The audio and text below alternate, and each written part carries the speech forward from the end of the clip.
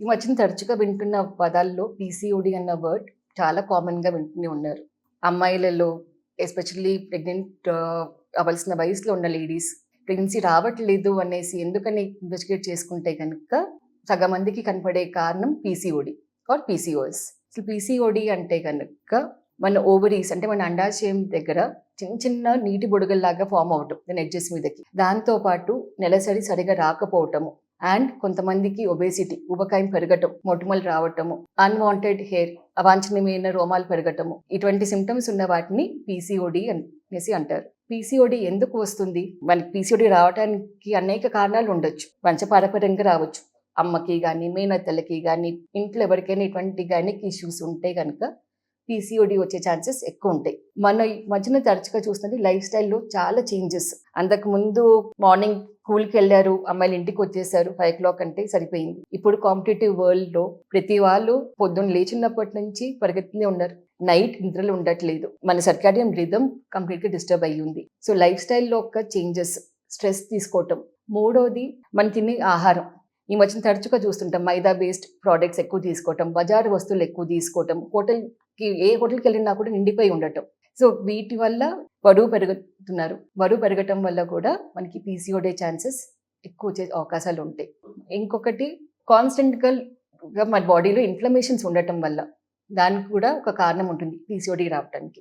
దీన్ని ఎట్లాగా చేసుకోవచ్చు? చాలా మంది అనుకుంటారు కేవలం లైఫ్ స్టైల్ చేంజెస్ తీసుకుంటే, నేను యోగా చేస్తున్నాను, నేను ఎక్సర్సైజెస్ చేస్తున్నాను మేడం, తినట్లేదు బజారు వస్తువులు, నాకు అయినా కూడా నాకు పీరియడ్స్ ఇర్రెగ్యులర్గానే ఉంటున్నాయి. ఎందుకంటే కనుక బాడీలో ఉండే హార్మోనల్ సైకిల్ అన్నది స్టెబిలైజ్ చేసుకోవాలి, దాన్ని కరెక్షన్ చేసుకోవాలి.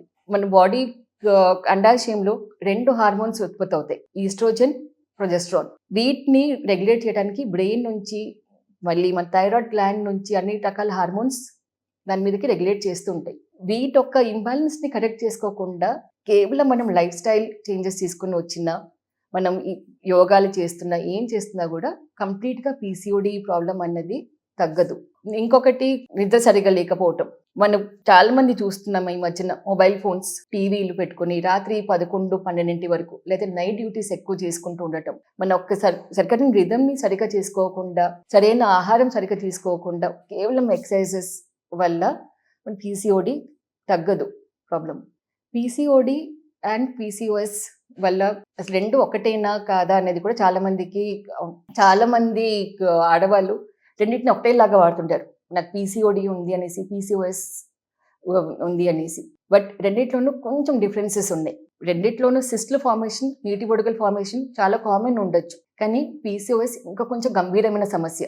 దాంట్లో మగవాళ్ళ యొక్క హార్మోన్ ఆండ్రోజన్ ఉండే శాతం కన్నా ఎక్కువ ఉంటుంది ఆడవాళ్ళలోకి. దానివల్ల మొటిమలు రావటము, అన్వాంటెడ్ హెయిర్ రావటం, ఫేషియల్ హెయిర్ పెరగటము, thinning of the hair in the scalp అంటే ఇంకా కొంచెం బట్టదల్లలాగా రావటము, ఊబకాయం పెరగటము, స్కిన్ పిగ్మెంటేషన్స్ రావటము, అకాంతోసిస్ అంటారు. ఇటువంటివి కాంప్లికేషన్స్ ఎక్కువ ఉంటాయి. అండ్ పీసీఓడి తోటి పోల్చుకుంటే కనుక పీసీఓఎస్లో ప్రెగ్నెన్సీ రావటం అనేది ఇంకా కష్టంగా ఉంటుంది.